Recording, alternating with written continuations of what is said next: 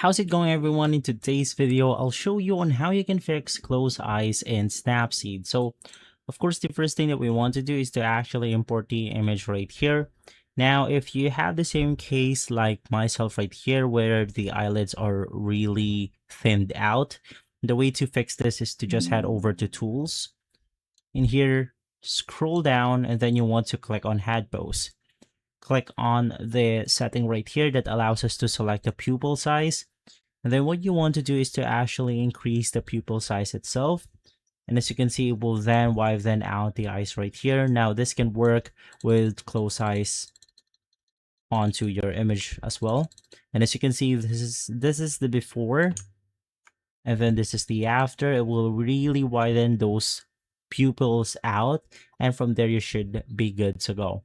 And so guys, if this video has been helpful, leave a like, subscribe, and follow us for more videos like this.